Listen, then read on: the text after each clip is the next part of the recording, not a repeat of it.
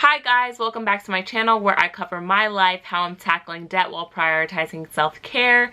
Today is the 8th day of DEBTMAS.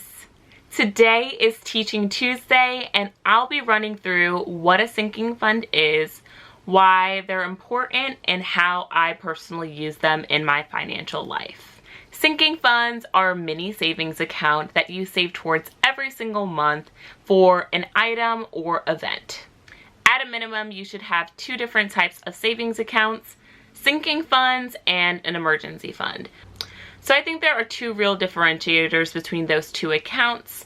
One is for emergency funds, they're for emergencies, right? So say if you want to go on vacation, you don't go and dip into your emergency fund. Say if, you blow out your tire, maybe that's something you go and dip into your emergency fund for, right? So it is for emergencies. However, there are larger ticketed items or events that we may want to save towards, but you don't want to dip into your emergency fund because those are for emergencies, right? So that's where sinking funds come into play. You're saving towards something every single month for when it actually happens. I'm gonna now just jump into some of my sinking funds. So the first sinking fund that I have is my vacation fund. I love to travel, but I also love to travel on a budget, and I want to also make sure that I am not blowing my budget, like I just said, when it comes to travel. So I typically save around $50 to $75 a month into that fund. Say if I have an upcoming trip, there are times where I'll save additional money towards that fund, but like I said, the whole point is that I'm saving now, so that way when the time comes to book the trip, I'm not scrambling to find money and I'm not spending money that is actually for rent or actually for my student loans or actually for my car note, etc., etc. The second sinking fund that I have is a car maintenance fund.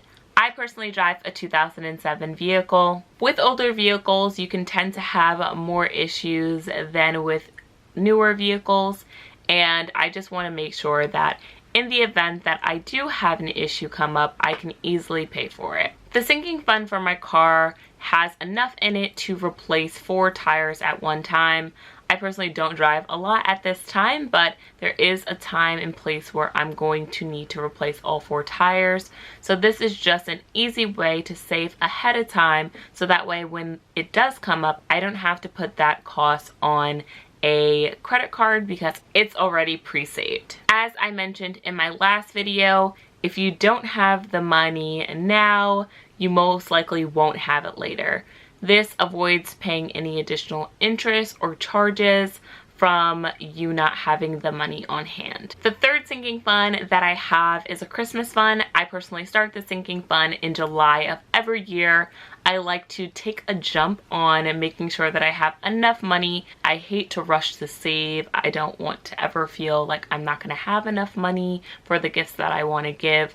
So I like to do that planning early. Another idea for a sinking fund is, say if you want to buy an expensive item. I know this will sound super stupid and super crazy, but at one point in time, like probably 2 years ago, I wanted to purchase AirPods and I had a big problem with treating myself. So I actually created an AirPod fund and I said, okay, well, after I have the money saved, then I can purchase them, but not before.